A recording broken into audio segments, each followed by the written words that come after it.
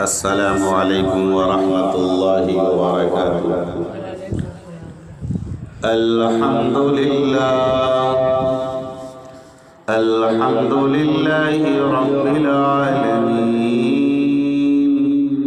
والصلاة والسلام علی سید المرسلین، اما بعد، اعوذ باللہ من الشیطان الرجیم، بسم اللہ الرحمن الرحیم، ان ھذا القرآن یہدی للتی ہی اقوم، وقال في موضع آخر وقضى ربك ألا تعبدوا إلا إياه وبالوالدين إحسانا إما يبلغن عندك الكبر أحدهما أو كلاهما فلا تقل لهما أف ولا تنهرهما، صدق اللہ العظیم۔ ان اللہ وملائکتہ یصلون علی النبی یا ایہا الذین آمنوا صلوا علیہ وسلموا تسلیما۔ درود پاک پڑھ لیجیے۔ اللہم صلی علی محمد وعلی آل محمد کما صلیت علی ابراہیم وعلی آل ابراہیم انک حمید مجید۔ اللہم بارک علی محمد وعلی آل محمد كما باركت على إبراهيم وعلى آل إبراهيم إنك حميد مجيد۔ ہے قول خدا ارشاد نبی فرمان نہ بدلا جائے گا، ہے قول خدا ارشاد نبی فرمان نہ بدلا جائے گا، بدلے گا زمانہ لاکھ مگر قرآن نہ بدلا جائے گا۔ تقدیس کو لے کر بڑھتے ہیں، ایمان کو لے کر بڑھتے ہیں، تقدیس کو لے کر بڑھتے ہیں، ایمان کو لے کر بڑھتے ہیں، ہم دار و رسن کے دیوانے قرآن کو لے کر بڑھتے ہیں۔ ہر عمل جواب ملتا ہے، ہر عمل جواب ملتا ہے، خار مانگو گلاب ملتا ہے، ہر عمل جواب ملتا ہے، خار مانگو گلاب ملتا ہے، پیار سے دیکھو ماں کے چہرے کو، پیار سے دیکھو باپ کے چہرے کو، ایک حج کا ثواب ملتا ہے، ایک حج کا ثواب ملتا ہے، خر مانگو گلاب ملتا ہے۔ محترم حضرات، قابل قدر بزرگوں، باہر سے تشریف لائے ہوئے مہمانان کرام، نوجوانوں، گھروں کے اندر بیٹھی سن رہی میری پیاری مقدس مائیں اور بہنیں، خواتین امت، آج کا یہ مختصر سا اجلاس، آج کا یہ مختصر سا ایصال ثواب کا پروگرام مرحوم علی جناب الحاج محمد مستقیم انصاری صاحب کے نام، جن کے ایصال ثواب کی خاطر آج کی یہ پاکیزہ محفل سجائی گئی ہے، جو آج سے تقریباً 1 سال قبل رب ذوالجلال خالق حقیقی مالک دو جہاں سے مل گئے جا کر، انہی کے ایصال ثواب کی یہ محفل سجائی گئی ہے، اور ان کے نام پر گھر والوں نے، مدرسے کے طلبہ بچوں نے، مہمانان کرام نے، گاؤں والوں نے جو قرآن پڑھا، اسی قرآن کو ایصال ثواب کیا جائے گا ان کے نام پر۔ اسی کے پیش نظر آج کی یہ پاکیزہ محفل کا اہتمام کیا گیا ہے۔ ہمارے گھر میں کسی کا انتقال ہوتا ہے تو ہم چند پارے مرحوم کے نام پر قرآن پڑھ کر کے ایصال ثواب کر دیتے ہیں، کرنا بھی چاہیے۔ مرحوم انتظار میں رہتے ہیں کہ کون میرے نام سے ایصال ثواب کرتا ہے، ہر وقت انتظار میں رہتے ہیں کہ میرے نام پہ خیرات کیا جائے، میرے نام پہ ایصال ثواب کا اہتمام کیا جائے۔ ایک موقع پر نبی اکرم صلی اللہ علیہ وسلم نے ارشاد فرمایا کہ اگر کسی نے 3 بار سورہ اخلاص پڑھ کر کے، اگر کسی نے 3 بار سورہ اخلاص یعنی قل هو اللہ احد پڑھ کر کے کسی مرحوم کے نام پر ایصال ثواب کر دیا تو اسے 3 بار سورہ اخلاص پڑھنے کی وجہ سے 1 قرآن پڑھنے کا ثواب ملے گا۔ اور ایک موقع پر نبی اکرم علیہ السلام نے ارشاد فرمایا کہ اگر کسی نے 1 بار سورہ یاسین کی تلاوت کر لی، 1 بار سورہ یاسین کی تلاوت کر لی، یا کسی مرحوم کے نام پر 1 بار سورہ یاسین شریف پڑھ کر کے ایصال ثواب کر دیا، اس مرحوم کے نامہ اعمال میں 10 قرآن کا ثواب پہنچ جائے گا۔ اور آگے نبی اکرم علیہ السلام نے ارشاد فرمایا کہ اگر کسی نے الہاکم التکاثر حتی زرتم المقابر، اس پوری سورت کو اگر کوئی پڑھ لیتا ہے 1000 قرآن پڑھنے کے برابر ثواب ملتا ہے۔ یہ قرآن کا معجزہ ہے، یہ قرآن اتنی عظیم کتاب کہ جس کے جھٹکے آج بھی تیزی کے ساتھ محسوس کیے جا رہے ہیں، جس نے عرب جیسی شقی بدبخت اور ضدی قوم کے قلوب کو چند دنوں میں اس طرح پلٹ کر کے رکھ دیا کہ وہ قوم جو مذہب اسلام کا مذاق اڑاتی تھی، وہ قوم جو قرآن کا استہزاء کرتی تھی، یتیم عبداللہ جگر گوشہ آمنہ احمد مجتبی حضرت محمد مصطفیٰ صلی اللہ علیہ وسلم کو کبھی شاعر، کبھی مجنون، کبھی پاگل، کبھی دیوانہ جیسے برے القاب سے پکارتی تھی، لیکن قرآنی انقلاب کے بعد مذہب اسلام کی پیرو نظر آ رہی، دین اسلام کی شیدائی نظر آ رہی۔ آپ صحابہ کرام کی تاریخ کا مطالعہ کر لیجئے، آپ کو مجبور ہو کر کے یہ فیصلہ کرنا پڑے گا، حضرت ابوبکر کو صدیق بنایا تو قرآن کی برکت نے، حضرت عمر کو فاروق بنایا تو قرآن کی برکت نے، حضرت عثمان کو ذی النورین بنایا تو قرآن کی برکت نے، حضرت علی کو حیدر کرار بنایا تو قرآن کی برکت نے، حضرت زبیر کو زہد و تقوی کا اعلیٰ معیار عطا کیا تو قرآن کی برکت نے، حضرت امیر معاویہ کو سیاست کے اعلیٰ مقام پہ فائز کیا تو قرآن کی برکت نے۔ الغرض جتنے بھی چھوٹے بڑے صحابہ کرام ہیں ان کو معظم و محترم بنایا تو قرآن کی برکت نے۔ اسی کو علامہ اقبال نے کیا خوب فرمایا، وہ زمانے میں معزز سے مسلمان ہو کر، وہ زمانے میں معزز سے مسلمان ہو کر، اور آج ہم خوار ہوئے تاریخ قرآن ہو کر۔ آج ہم کب قرآن نکالتے ہیں؟ جب کسی کا انتقال ہو اس وقت، یا جب میاں بیوی میں جھگڑا ہو تب۔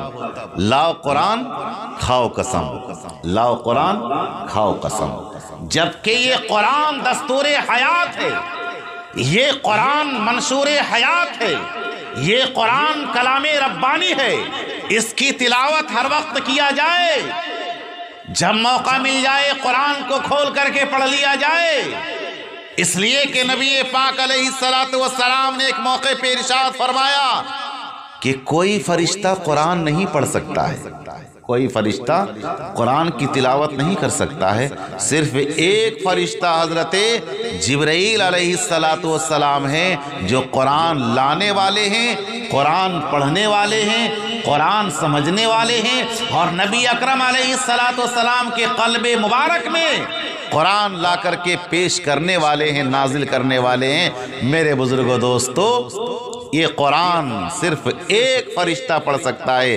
ہم اور آپ کتنے خوش نصیب ہیں کہ جس قرآن کو کوئی فرشتہ نہیں پڑھ سکتا، آج اس قرآن کو ہم پڑھنے والے بن گئے ہیں۔ ایک موقع پر آقا کریم علیہ السلام نے ارشاد فرمایا کہ جس نے قرآن کی تلاوت کی، جو قرآن کی تلاوت کرتا ہے، جب قرآن کی تلاوت کرتا ہے تو تلاوت کرنے والے کے سامنے فرشتے آتے ہیں اور اس کی تلاوت کو سنتے ہیں، اور سنتے سنتے اتنا قریب ہو جاتے ہیں کہ ان کے لبوں کو چوم لیتے ہیں۔ سبحان اللہ، کتنا خوش نصیب ہے وہ انسان کہ جب وہ قرآن پڑھتا ہے فرشتے آ کر کے اس کی تلاوت کو سنتے ہیں اور سننے کے ساتھ ساتھ ان کے لبوں کا بوسہ لیتے ہیں۔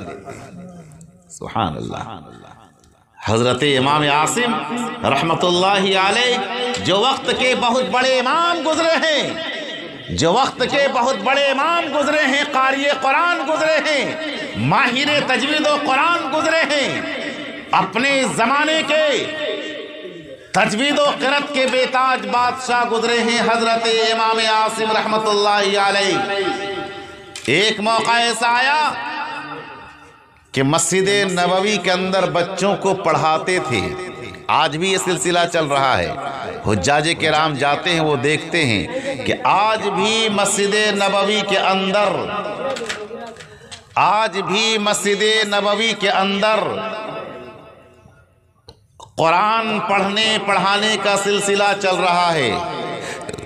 وہاں پر قرائے کرام بیٹھ کر کے سب کا وقت متعین ہے، بچوں کو، آنے والے مہمانوں کو، آنے والے عمرہ کرنے والوں کو، آنے والے حجاج کرام کو حلقہ لگا کر کے قرآن پڑھاتے ہیں، حلقہ لگا کر کے قرآن پڑھاتے ہیں۔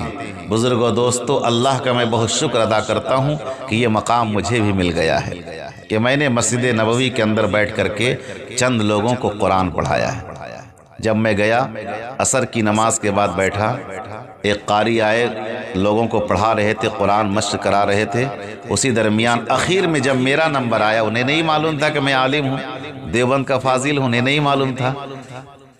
آتے آتے جب میرا نمبر آیا کہا کہ پڑھیے آپ بھی اقرا، تو میں نے کہا کہ میں کون سی سورت پڑھوں؟ تو انہوں نے کہا کہ سورہ فلق سورہ ناس پڑھیے۔ تو میں نے سورہ فلق اور سورہ ناس پڑھی، کافی خوش ہوئے۔ تو انہوں نے فرمایا کہ انت قاری انت عالم؟ تو میں نے کہا نام انا عالم، میں عالم ہوں۔ تو انہوں نے اپنے مسند کو چھوڑ دیا اور کہا کہ آپ تھوڑی دیر پڑھائیے، میں جا رہا ہوں۔ تو یہ مقام سب کو نہیں ملا کرتا ہے۔ وقت کے بڑے امام حضرت امام عاصم رحمت اللہ علیہ مسجد کے اندر، مسجد نبوی کے اندر بچوں کو پڑھاتے ہیں، ان کے منہ سے مشک کی خوشبو آتی ہے، ان کے منہ سے مشک کی خوشبو آتی ہے۔ تو جو بچے پڑھ رہے تھے، بچوں نے کہا کہ حضرت آخر بات کیا ہے؟ یہ خوشبو کیسے آتی ہے آپ کے منہ، آپ کے زبان مبارک سے، آپ کے دہن مبارک سے یہ خوشبو کیسے آتی ہے؟ حضرت امام عاصم رحمۃ اللہ علیہ اس بات کو پردے میں رکھنا چاہتے تھے، بتانا نہیں چاہتے تھے۔ اب کیا ہو گیا؟ جب بچے ضد کرنے لگے تو حضرت امام عاصم رحمۃ اللہ علیہ بتانے پہ مجبور ہو گئے۔ انہوں نے بتایا کہ میں بتاؤں میرے منہ سے مشک کی خوشبو کیسے آتی ہے؟ وہ فرماتے ہیں کہ میں ایک دن خواب میں لیٹا تھا، نیند کے دامن میں جا چکا تھا، حضور اکرم علیہ السلام خواب میں آ گئے۔ آقا خواب میں آ گئے اور آنے کے بعد فرمایا کہ عاصم ذرا تو قرآن کی تلاوت کر، میں تیری زبان سے قرآن سننا چاہتا ہوں۔ جیسے ہی میں نے قرآن کی تلاوت شروع کی، نبی اکرم علیہ السلام نے آگے بڑھ کر کے میرے لبوں کو چوم لیا اور فرمایا کہ عاصم جب تو قرآن پڑھتا ہے تو بڑا بھلا معلوم ہوتا ہے۔ ہاں میں چاہتا ہوں کہ تو قرآن کی تلاوت کر رہا ہے، تو تلاوت کر، تو قرآن کی تلاوت کر اور میں تیرے لبوں کا بوسہ لوں گا۔ جس دن سے خواب میں نبی پاک علیہ السلام نے میرے لبوں کا بوسہ لیا ہے، اسی دن سے میرے منہ سے مشک کی خوشبو آ رہی ہے۔ بزرگوں، دوستو، جس قرآن کو آج ہم نے بالائے طاق رکھ دیا ہے، اسی کو شاعر نے کیا خوب فرمایا کہ طاقوں میں سجایا جاتا ہوں، آنکھوں میں بسایا جاتا ہوں، طاقوں میں سجایا جاتا ہوں، آنکھوں میں بسایا جاتا ہوں، جب میری ضرورت پڑتی ہے دھو دھو کے پلایا جاتا ہوں۔ آج ہم نے قرآن کو تعویذ کی کتاب بنا لیا۔ آج ہمارا قرآن طاق پہ سجا ہوا ہے، لیکن توفیق نہیں ہوتی ہے کہ 24 گھنٹے میں کسی وقت ہم قرآن کو پڑھ لیا کریں۔ آج ہمارے گھر میں برکت کیوں نہیں آ رہی ہے؟ آج ہر شخص شکایت کرتا ہے کہ امام صاحب، حافظ صاحب، مولانا صاحب، میرے گھر میں، میرے کاروبار میں برکت نہیں ہے۔ آپ نے برکت کے سامان کو جزو دان کے اندر لپیٹ کر کے رکھ دیا تو آپ کے گھر میں برکت کہاں سے آئے گی؟ آپ نے اتنے عظیم کتاب کو بالائے طاق رکھ دیا تو آپ کے گھر میں برکت کہاں سے آئے گی؟ آقا کا فرمان ہے تبرک بالقرآن فإنہ کلام اللہ، کہ قرآن کے ذریعے سے برکت حاصل کرو۔ نبی اکرم علیہ السلام نے ارشاد فرمایا کہ جس گھر کے اندر قرآن کی تلاوت ہوتی ہے، جس گھر کے اندر قرآن کی تلاوت ہوتی ہے، اس گھر کے اندر خدا کی رحمت کی چھم چھم بارش نازل ہوتی ہے۔ اس گھر کے اندر خدا کی رحمت کی چھم چھم بارش نازل ہوتی ہے۔ ایک زمانہ تھا کہ اللہ والے صحابہ کرام راتوں رات قرآن کی تلاوت کیا کرتے تھے۔ ایک صحابی رات کو قرآن کی تلاوت کر رہے ہیں، بغل میں ان کا بچہ چارپائی پہ سو رہا ہے اور بغل میں ان کا گھوڑا بندھا ہوا ہے۔ اسی درمیان جب یہ قرآن زور سے پڑھتے ہیں تو گھوڑا بدکنے لگتا ہے، پھر یہ دھیرے کر دیتے ہیں قرآن پڑھنے کو، پھر زور سے قرآن پڑھتے ہیں تو گھوڑا بدکنے لگتا ہے۔ اتنے میں یہ کیا دیکھتے ہیں کہ کچھ روشنی آسمان سے زمین پر آ رہی ہے اور کچھ روشنی آسمان زمین سے آسمان تک جا رہی ہے، کچھ روشنی آسمان سے زمین پر آ رہی ہے اور کچھ روشنی زمین سے آسمان پر جا رہی ہے۔ یہ معاملہ رات بھر ہوتا رہا اور جب قرآن زور سے پڑھتے ہیں تو گھوڑا بدکنے لگتا ہے اور جب دھیرے قرآن پڑھتے ہیں تو گھوڑا تھم جاتا ہے۔ وہ ڈرتے ہیں کہ کہیں ایسا نہ ہو کہ میں زور سے قرآن پڑھوں، گھوڑا بدکنے لگے تو کہیں ایسا نہ ہو کہ میرے بچے کو تکلیف پہنچ جائے، میرے بچے کو گھوڑا نقصان پہنچا دے۔ اسی بنیاد پہ وہ رات کو قرآن دھیرے پڑھتے ہیں، لیکن آسمان سے کچھ روشنی زمین پر آ رہی تھی اور کچھ روشنی زمین سے آسمان تک جا رہی تھی۔ اتنے میں صبح کا وقت ہو گیا، فجر کی نماز کا وقت ہو گیا۔ نبی اکرم علیہ السلام کی خدمت عالیہ میں تشریف لے گئے وہ صحابی، اور جانے کے بعد فجر نماز پڑھنے کے بعد وہ صحابی اپنی بات کو پیش کرتے ہیں کہ میرے پیارے آقا، آج تو میرے گھر میں عجیب معاملہ پیش آ گیا۔ کیا معاملہ پیش آ گیا؟ میں قرآن کی تلاوت کر رہا تھا، جب میں قرآن زور سے پڑھ رہا تھا تو میرا گھوڑا بدکنے لگتا تھا، میں نے دیکھا کہ آسمان سے کچھ روشنی زمین پر آ رہی تھی، زمین سے کچھ روشنی آسمان پر جا رہی تھی۔ او میرے پیارے آقا، یہ کیا معاملہ تھا؟ بات سمجھ میں نہیں آتی ہے۔ اس وقت نبی اکرم علیہ السلام نے ارشاد فرمایا کہ اے میرے پیارے صحابی، اگر آج تو صبح تک قرآن کی تلاوت کرتا رہتا تو آج پورے مدینے والے فرشتے کا دیدار کر لیتے۔ سبحان اللہ، وہ کوئی اور نہیں تھا بلکہ وہ اللہ کے فرشتے تھے۔ وہ تیری تلاوت کو سننے کے لیے آ رہے تھے، اور جو فرشتہ قرآن کی تلاوت سن کر کے زمین پر آ رہا تھا، پھر وہ آسمان پہ جا رہا تھا، پھر آسمان کے فرشتے زمین پر آ رہے تھے، اور زمین کے فرشتے پھر آسمان پہ جا رہے تھے۔ وہ تیری تلاوت کو سننے کے لیے آ رہے تھے۔ تو جب ایسا ہوگا، اس گھر کے اندر برکت کیوں نہیں آئے گی؟ اس گھر کے اندر رحمت کیوں نہیں ہوگی؟ اس گھر کے اندر آپس میں اتحاد کیوں نہیں ہوگا؟ اس گھر میں محبتیں کیوں نہیں ہوں گی؟ آج ہر گھر نفرت کا شکار ہو چکا ہے، آج ہر گھر نفرت و عداوت کا شکار ہو چکا ہے۔ بھائی بھائی میں دشمنی، ماں باپ میں دشمنی، رشتے داروں میں دشمنی۔ اس کی وجہ یہ ہے کہ ہم نے قرآن کو بالائے طاق رکھ دیا ہے، قرآنی تقاضے پر عمل کرنا چھوڑ دیا ہے۔ ایک زمانہ تھا کہ لوگ قرآن سن کر کے ایمان قبول کر لیا کرتے تھے، قرآن دیکھ کر کے ایمان قبول کر لیا کرتے تھے۔ ایک زمانہ تھا جب صحابہ کرام کہیں سے گزرتے، قرآن کی تلاوت کرتے ہوئے، تو اسلام کے دشمن اپنے کانوں میں روئی کو ڈال لیا کرتے تھے۔ کیوں؟ وہ دشمن کہا کرتے تھے کانوں میں روئی ڈال لو، یہ قرآن جب پڑھے گا تو جب قرآن پڑھے گا کان میں داخل ہوگا تلاوت کی آواز، اور جب کان میں وہ قرآن آئے گا تو سیدھے دل پر داخل ہوگا اور ایمان کا کلمہ پڑھنے پر مجبور ہو جاؤ گے۔ آج ہم نے اسی قرآن کو صرف کسی کے انتقال ہونے پر قرآن خوانی کر ڈالتے ہیں۔ میاں بیوی میں جھگڑا ہوتا ہے تو کہیں پر جہالت جہاں زیادہ ہوتی ہے تو قرآن کو لا کر کے قسم کھایا جاتا ہے، کھلایا جاتا ہے۔ بس ہم نے قرآن کو یہی تک سمجھ لیا ہے، جبکہ قرآن ایک جامع کتاب ہے، ایک دستور نظام ہے، ایک دستور حیات ہے، ایک منشور حیات ہے۔ قرآن تو ایک ایک لمحہ اور ایک ایک قدم ہماری آپ کی رہنمائی کرتا ہے، ایک ایک لمحہ، ایک ایک سیکنڈ اور ایک ایک قدم ہماری آپ کی رہنمائی کرتا ہے۔ اگر کوئی قرآن کو سینے میں دبا لے اور قرآن سے محبت کر لے، اس کا یہاں بھی بیڑا پار ہو جائے گا، وہاں بھی بیڑا پار ہو جائے گا۔ قرآنی تقاضے پر، قرآنی احکامات پر عمل کر لے، یہاں بھی بیڑا پار، وہاں بھی بیڑا پار۔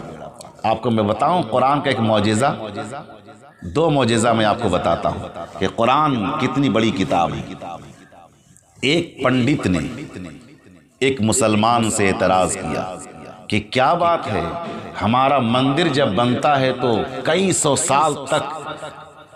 سال تک مندر کی ایک اینٹ بھی نہیں اٹھانی پڑتی ہے، یا اس میں جلدی سے کچھ رگ و روغن نہیں کیا جاتا ہے، اور کیا بات ہے تمہاری مسجدیں 10 سال 20 سال میں شہید ہو جاتی ہے یا کر دیا جاتا ہے، یا پھر اسے نئے سرے سے بنایا جاتا ہے، یا ہر سال 2 سال میں پینٹ پچاڑا کیا جاتا ہے۔ آخر کیا بات ہے؟ آخر کیا بات ہے؟ ہمارے مندروں کا تو یہ حال نہیں ہے، سالوں سال صدیوں گزر جاتے ہیں لیکن اس میں وہ بات نہیں ہوتی ہے۔ تمہاری مسجدوں میں جب دیکھو تو کام لگا ہے۔ صحیح بات ہے، مسجدوں میں دیکھتے ہمیشہ کام لگا رہتا ہے۔ آخر یہ بات کیا ہے؟ یعنی انہیں زیر کرنا چاہتے تھے کہ تمہاری مسجد حق پر نہیں ہے بلکہ ہمارا مندر حق پر ہے۔ اللہ والے نے فرمایا کہ میں بتاؤں کہ ہماری مسجد میں ہر سال 2 سال 4 سال میں کام کیوں لگتا ہے، ریپیرنگ کا کام کیوں ہوتا ہے؟ کہا کہ بتایا جائے۔ کہا کہ چلیے آپ اپنی مندر ہمیں لے کر کے چلیے، وہیں آپ کو سمجھ میں آ جائے گا کہ کیوں یہ کام کیا جاتا ہے۔ اب مندر لے گئے مولانا صاحب کو، پنڈت صاحب۔ اب جب گئے تو وہ پنڈت صاحب اندر لے گئے، اندر میں حضرت مولانا صاحب جا کر کے قرآن کی تلاوت کرنے لگے۔ جیسے ہی قرآن کی تلاوت کرنے لگے، قرآن کی آواز مندر کے در و دیوار سے ٹکرانے لگی۔ جیسے ہی در و دیوار سے ٹکرانے لگی تو در و دیوار چنک چنک کر کے گرنے لگی، چنک چنک کر کے گرنے لگی۔ کہا کہ یہ کیا بات ہے؟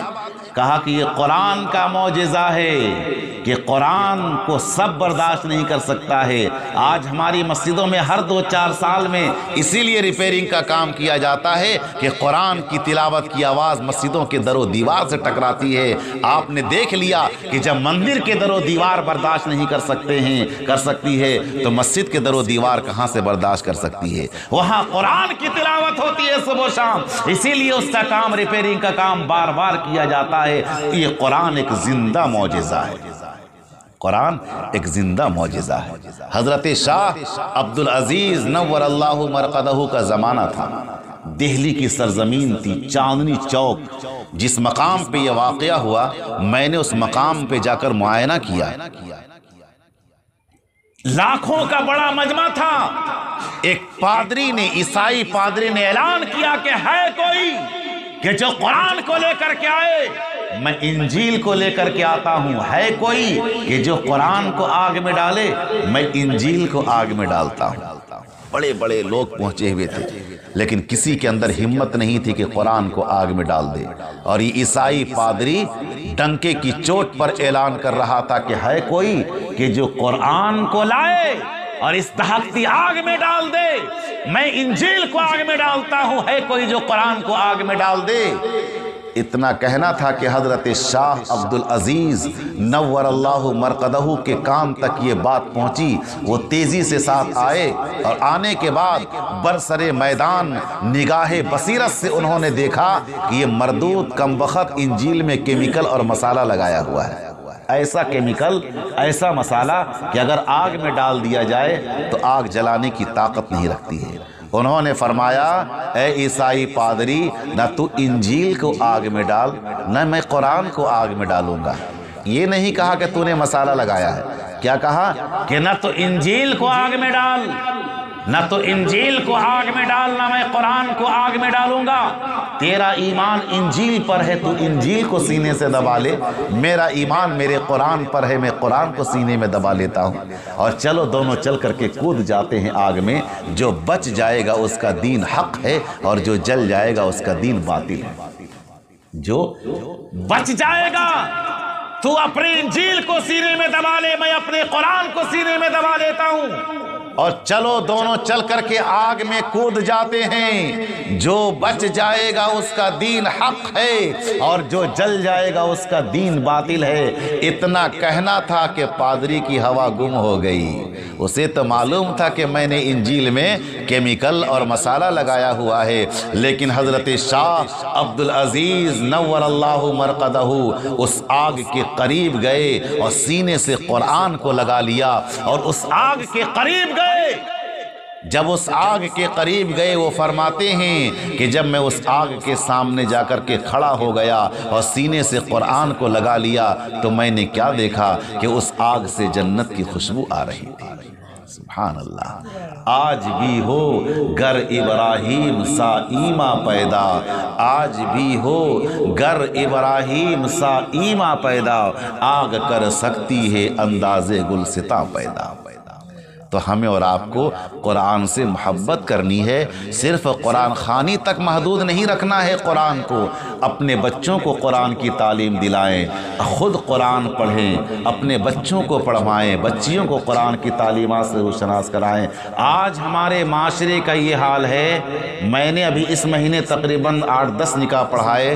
کیا بتاؤں امت کے ہمارے نوجوان بیٹوں کا اور بیٹیوں کا کیا حال ہے کہ جب انہیں کلمہ پڑھایا جاتا ہے نکاح کے موقع پر تو کلمہ پڑھنے پڑھانے کی صلاحیت تک نہیں ہوتی۔ ابھی میں 2 سال پہلے جگہ نکاح پڑھا رہا تھا تو ایک بچی سے میں نے کہا کہ پڑھو کلمہ، تو پڑھنا شروع کیا۔ تو میں نے کہا کہ حضرت محمد مصطفیٰ، یعنی ترجمہ جب میں کر رہا تھا لا الہ الا اللہ محمد رسول اللہ، کہ نہیں ہے کوئی معبود سوائے اللہ کے، حضرت محمد مصطفیٰ، تو حضرت محمد جب میں نے کہا تو ہر ہر مہادیو کہنے جا رہی ہے۔ یہ حال ہے مسلمان بچوں کا، بچیوں کا۔ اس کی وجہ کیا ہے؟ ہم نے قرآن نہیں پڑھا۔ جب قرآن ہمارے بچے پڑھیں گے تو آٹومیٹک کلمہ یاد ہوگا۔ آیت الکرسی یاد ہوگی، سورتیں یاد ہوں گی. تو آج ہمارے بچے قرآن سے دور ہیں، لیکن جب قرآن خوانی کا مسئلہ آتا ہے تو ہم اخیر میں پھر مدرسے کا سہارا لیتے ہیں اور مدرسے سے جا کر کے بچوں کو بلواتے ہیں. آخر بات کیا ہے؟ ہم مدرسے کے محتاج کیوں بن گئے؟ ہم مدرسے کے بچوں کے محتاج کیوں بن گئے؟ ہم اپنے بچوں کو قرآن کی تعلیم دلائے کہ قرآن خوانی کی کوئی ضرورت نہیں ہے. ہمارا بچہ صبح اٹھے گا تو فجر کی نماز پڑھ کر کے ماں باپ کے نام پر قرآن پڑھ لے گا. شام ہوگی مغرب کے بعد ہمارا بچہ چند پارے چند سورتیں پڑھ کر کے قرآن کی تلاوت کر لے گا. ماں باپ کو جو قبر میں لیٹے ہیں اسے سکون مل جائے گا. بزرگوں دوستو، اس پر ہمیں نظر ثانی کرنی ہوگی، اس پر ہمیں دھیان دینا ہوگا، اس پر ہمیں نظر ڈالنی ہوگی کہ ہمارا بچہ کدھر جا رہا ہے، ہمارا بچہ قرآنی تعلیمات سے دور کیوں ہوتا جا رہا ہے. آج ہم نے اپنے بچوں کے ہاتھوں پہ قرآن دینے کے بجائے رنگین موبائل دے دیا. دنیا میں جینا ہے تو ایمان سنبھالو، دنیا میں جینا ہے تو ایمان سنبھالو، رنگین موبائل نہیں قرآن سنبھالو. آج ہم نے اپنے بچوں کو 17 ہزار کے بچے ضد کرنے لگے، ہم نے اپنے بچوں کو 20 ہزار کے موبائل خرید کر کے دے دیے. بچہ اس میں کچھ گندی چیز نہیں دیکھ رہا ہے، یہ شکایت نہیں ہے بلکہ بچہ اس میں پب جی اور طرح طرح کے گیم کھیل کر کے اپنی مانسک صلاحیت کو برباد کر رہا ہے، اپنی ذہنی صلاحیت کو برباد کر رہا ہے، اپنی ذہنی صلاحیت کو اور دماغی طاقت کو کمزور کر رہا ہے. اور ہم یہ سمجھ رہے ہیں کہ ہمارا بچہ تو وقتی طور پر گیم کھیل رہا ہے. بزرگوں دوستو، وہ گیم نہیں کھیل رہا ہے بلکہ اپنے دماغ کا، ذہن کا ستیہ ناش کر رہا ہے. وہی بچہ جب ہمارا قرآن پڑھے گا تو قرآن کا نور اس کے سینے میں آئے گا. وہی بچہ قرآن کی تلاوت کرے گا تو قرآن کا نور اس کے سینے میں داخل ہوگا. صبح سے شام تک ہمارے بچے جب گیم کھیلتے ہیں، افسوس ہوتا، آپ راستے میں گزرے، نمازی بھی دیکھتے ہوں گے، ہم بھی دیکھتے ہیں، بچے اتنے بدتمیز ہو گئے ہمارے معاشرے کے اور موبائل میں اتنے ڈوب گئے ہیں، انہیں یہ احساس تک نہیں ہوتا ہے کہ ہمارے سامنے سے اپنے محلے کا امام جا رہا ہے، ہمارے محلے کا حاجی صاحب جا رہا ہے، ہمارے محلے کے ذمہ دار جا رہا ہے. وہ موبائل میں اتنا گم ہو گیا ہے کہ اپنے بڑے کا احترام نہیں، سلام کی توفیق تک نہیں ہوتی. یہ کب ہوگا؟ جب ہم اپنے بچوں کو قرآن سے رشتہ مضبوط کرائیں، قرآن سے رشتہ مضبوط کریں، اولاد کی دیکھ بھال کرے. آج ہر ماں باپ یہ شکایت کرتا ہے کہ اولاد ہماری بات نہیں مانتی ہے. سب سے پہلے ماں باپ پر یہ ذمہ داری بنتی ہے کہ اولاد کو دینی سانچی تربیت میں ڈھالا جائے، دینی تربیت میں ڈھالا جائے. آج ہم نے اپنے بچوں کو دیندار نہیں بنایا، آج ہم نے اپنے بچوں کو دین کے سانچے پہ نہیں ڈھالا. آج اگر ہماری مائیں بہنیں خود دیندار بن جائیں اور اپنے بچوں کو دین کے سانچے میں ڈھال دے، قسم خدا کی بزرگوں دوستو، ہمارا بچہ جب گھر سے نکلے گا تو جب چلے گا تو محلے کے لوگ کہیں گے کہ یہ دیکھو محمد کا غلام آ رہا ہے، محمد کا غلام آ رہا. ہم نے اپنے بچوں کی تربیت نہیں کی. حضرت ٹیپو سلطان کا نام آپ نے سنا ہوگا. وقت کے ہندوستان کے بڑے بادشاہ گزرے ہیں، وقت کے ہندوستان کے بڑے بادشاہ گزرے ہیں. اتنے بڑے بادشاہ، اتنے طاقتور بادشاہ جنگل کو جاتے ہیں اور جنگل میں جانے کے بعد سامنے سے شیر آتا ہے، سامنے سے شیر آتا ہے. جب سامنے سے شیر آتا ہے، ان کے ساتھ ان کا انگریز افسر بھی موجود ہے. انہوں نے ریوالور تان لیا. حضرت ٹیپو سلطان نے فرمایا کہ میرے رہتے ہوئے ریوالور سے وار کیا جائے گا. حضرت ٹیپو سلطان ہاتھی سے کود گئے اور کود جانے کے بعد وہ خود مقابلہ کرنے لگے اور مقابلہ کرتے کرتے کافی رد و قت کے بعد شیر کے 2 ٹکڑے کر دیا. جب شیر کے 2 ٹکڑے کر دیا تو ان کے والد حضرت حیدر علی سارا ماجرا دیکھ رہے تھے. وہ دوڑے دوڑے گھر آئے اور آنے کے بعد فرمایا کہ آج تو تیرے میرے بیٹے نے کمال کر دیا. ٹیپو سلطان کے ابا حضور حضرت حیدر علی نے کہا فاطمہ بیگم سے، اپنی بیوی سے، کہ آج تو تیرے میرے بیٹے نے کمال کر دیا. کیا کمال کر دیا؟ کمال یہ کر دیا کہ آج تو بیٹے نے شیر کے 2 ٹکڑے کر دیا. اس وقت ماں نے کہا اس میں میرے بیٹے کا کوئی کمال نہیں. اس میں میرے بیٹے کا کوئی کمال نہیں ہے۔ کس کا کمال ہے؟ ماں نے کہا کہ اس میں میرا کمال ہے، اور میرا کمال یہ ہے کہ میں نے آج تک اپنے بیٹے کو بغیر وضو کے دودھ نہیں پلایا، اپنے بیٹے کو بغیر وضو کے دودھ نہیں پلایا۔ اسی پارسائی کا نتیجہ تھا، اسی دینداری کا نتیجہ تھا کہ جب شہر میسور سری رنگا پٹنم کے اندر تاریخی جامع مسجد کی بنیاد ڈالی جانے لگی تو اطراف و اکناف میں پورے علاقے میں اعلان ہو گیا کہ شہر میسور کی جامع مسجد کی پہلی اینٹ اور سنگ بنیاد میں پہلی اینٹ وہی شخص رکھے گا کہ جس کی تہجد کی نماز پوری زندگی میں کبھی قضا نہیں ہوئی۔ وقت کے بڑے بڑے علماء آئے لیکن سب کی تہجد کی نمازیں چھوٹی تھی، کوئی آگے نہیں بڑھا۔ آخر میں حضرت ٹیپو سلطان جو وقت کا بادشاہ گزرا ہے وہ آگے بڑھ کر کے فرماتے ہیں کہ آج میرا راز ظاہر ہو رہا ہے، جس دن سے میں بالغ ہوا ہوں اس دن سے لے کر کے آج تک میری تہجد کی کبھی نماز قضا نہیں ہوئی ہے۔ اور یہ کہہ کر کے وہ اس شہر میسور کی جامع مسجد کی پہلی اینٹ اور سنگ بنیاد رکھتے ہیں۔ یہ کب ہوتا ہے؟ جب ماں باپ دیندار ہوتے ہیں، جب ماں باپ اپنے بچوں کی صحیح تربیت کرتے ہیں۔ آج اسی صحیح تربیت نہ کرنے کی وجہ سے ہمارا بچہ والدین کا نافرمان ہو رہا ہے۔ آج لوگ کہتے ہیں کہ امام صاحب، مولانا صاحب دیکھیے نا ہمارا بچہ بات نہیں مانتا ہے، ٹھکراتا ہے، ہمیں چائے نہیں پوچھتا، ہمیں کھانا نہیں دیتا ہے۔ اس کی وجہ کیا ہے؟ ہم نے اپنے بچوں کو دیندار نہیں بنایا۔ اگر اپنے بچے کو دیندار بناتے تو اسے پتا ہوتا کہ ماں کیا دولت ہے، اسے پتا ہوتا کہ باپ کا کیا مقام ہے۔ اتنا اونچا مقام باپ کا کہ ایک موقع پر نبی پاک علیہ السلام نے ارشاد فرمایا کہ باپ جنت کا دروازہ ہے، ماں کے قدموں کے نیچے جنت ہے اور باپ جنت کا دروازہ ہے۔ ایک صحابی تشریف لائے اور فرمایا کہ میرے پیارے آقا، میں نے منت مانی ہے کہ اگر میرا فلاں کام ہو جائے گا تو میں جنت کے دروازے کو چوموں گا، لیکن ابھی میرا انتقال نہیں ہوا ہے، میرا انتقال ہوگا، پتہ نہیں میں جنت میں کب جاؤں گا، پہلی ٹرپ میں یا دوسری ٹرپ میں، پتہ نہیں میں جنت میں کب جاؤں گا، لیکن او میرے پیارے آقا، میں نے تمنا ظاہر کی ہے، میں نے یہ منت مانی ہے کہ اگر میرا فلاں کام ہو جائے گا تو میں جنت کے دروازے کو چوموں گا۔ آقا نے فرمایا کہ کیا تیرے ابا موجود ہے؟ صحابی رسول نے فرمایا کہ جی یا رسول اللہ، میرے ابا موجود ہیں۔ آقا نے فرمایا کہ جا اپنے باپ کی پیشانی چوم لے، اپنے باپ کی پیشانی چوم لے، جنت کا دروازہ چوم لے گا۔ اپنے باپ کی پیشانی چوم لے، جنت کا دروازہ چوم لے گا۔ ماں کے متعلق آقا کریم علیہ السلام نے فرمایا کہ ماں کے قدموں کے نیچے جنت ہے۔ آج دنیا کشمیر میں جا کر جنت تلاش کرتی ہے، آج دنیا شملہ میں جا کر برفیلی مقامات پر جنت تلاش کرتی ہے، لیکن آقا فرماتے ہیں کہ لوگو، اگر تجھے دنیا میں جنت تلاش کرنی ہے تو ماں کے قدم میں لیٹ جا، تجھے جنت مل جائے گی۔ آج لوگ ماں باپ کی خدمت نہیں کرتے ہیں، آج لوگ ماں باپ چلے جا رہے ہیں، گزر جا رہے ہیں، سب کے ماں باپ یکے بعد دیگرے، لیکن احساس نہیں ہوتا ہے لوگوں کو کہ ہمارے ماں باپ کو کیا چیز کی ضرورت ہے، اسے کیا تقاضے ہیں، کیا پورا کرنا ہے، ان کی خدمت کیسی کرنی ہے، ان سب چیزوں کا احساس نہیں ہوتا ہے۔ آج لوگ قبروں میں جا رہے ہیں لیکن ہماری اولاد کو اس کا احساس تک نہیں ہوتا ہے کہ ماں باپ کے اوپر کیا فرائض ہے اور ہم پر کیا فرائض ہے، ماں باپ کو کیا کرنا ہے اور اولاد کو کیا کرنا ہے، یہ سب بھول چکے ہم لوگ۔ بزرگوں، دوستو، ماں باپ کی خدمت کریں گے، ماں باپ کو محبت کی نگاہ سے دیکھیں گے۔ آقا نے فرمایا کہ جس نے محبت کی نگاہ سے ماں باپ کے چہرے کو دیکھا اسے ایک حج کا ثواب ملے گا۔ ایک صحابی نے فرمایا کہ میرے پیارے آقا، اگر میں 2 بار دیکھوں؟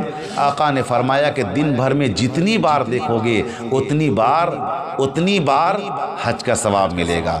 آج ہم بیوی بچوں کو محبت کی نگاہ سے کئی بار دیکھ لیتے ہیں، ایک بار بھی توفیق نہیں ہوتی ہے کہ ماں باپ کے چہرے کو محبت کی نگاہ سے دیکھا۔ اگر بیوی بچوں کے چہرے کو محبت کی نگاہ سے دیکھیں گے تو صرف ثواب ملے گا۔ اور کس چیز کا ثواب ملے گا؟ صدقے کا ثواب ملے گا۔ لیکن ماں باپ کے چہرے کو دیکھیں گے محبت کی نگاہ سے تو حج بیت اللہ کا ثواب ملے گا۔ حج بیت اللہ کا ثواب ملے گا۔ تو بزرگوں دوستو، ہم ماں باپ سے محبت کریں، ان کی ضروریات کا خیال کریں۔ بہت افسوس کی بات ہے کہ آج سے 1 سال قبل اسی موسم میں مرحوم علی جناب حاجی محمد مستقیم صاحب جو چند ہی سال ہوئے تھے حج بیت اللہ سے فارغ ہو کر کے آئے تھے اور اللہ کے پیارے ہو گئے۔ دل سے یہ دعا ہے کہ اللہ تبارک و تعالیٰ ان کی قبر کو نور سے منور فرمائے، اعلیٰ علیین میں جگہ نصیب فرمائے، جنت الفردوس میں اعلیٰ مقام نصیب فرمائے۔ اور میں ان کے بچوں سے گزارش کروں گا کہ آپ کے ابا حضور تو دنیا سے پردہ کر گئے، لیکن آپ کے گھر میں ایک عظیم نعمت، ایک عظیم رحمت آپ کی ماں ابھی موجود ہے۔ آپ اپنی ماں کی خدمت کر کے جنت کو کما لیں، آپ اپنی ماں کی خدمت کر کے اپنے جنت کا زینہ تیار کر لیں۔ اگر ماں ناراض ہو جائے گی تو زندگی بھی بیکار اور آخرت بھی بیکار۔ آقا فرماتے ہیں کہ اگر ماں باپ کو راضی کرنا چاہتے ہو، اللہ کو راضی کرنا چاہتے ہو تو ماں باپ کو راضی کر لو۔ جن کے ماں باپ راضی ہو جائیں گے اللہ بھی راضی ہو جائے گا، اللہ بھی راضی ہو جائے گا۔ بزرگوں دوستو، تو باتیں تو آتی رہتی ہر سال اور ہر دن ہم سنتے رہتے ہیں کہ ماں باپ کا کیا مقام ہے، قرآن کا کیا مقام ہے۔ اصل ہے عمل کے میدان میں آنا، عمل کے میدان میں کود جائیں، نہ ہم اور آپ دنیاوی لغویات میں ڈوب جاتے ہیں، ان چیزوں کو بھول جاتے ہیں۔ یہ سب سنانے کا مقصد یہ ہوتا ہے کہ ہم اس پر عمل کریں، عمل کے میدان میں آ جائیں۔ اللہ تبارک و تعالی ہمیں اور آپ کو ان سب باتوں پر عمل کرنے کی توفیق عطا فرمائے اور حاجی صاحب کی قبر کو نور سے منور فرمائے۔ آمین وآخر دعوانا۔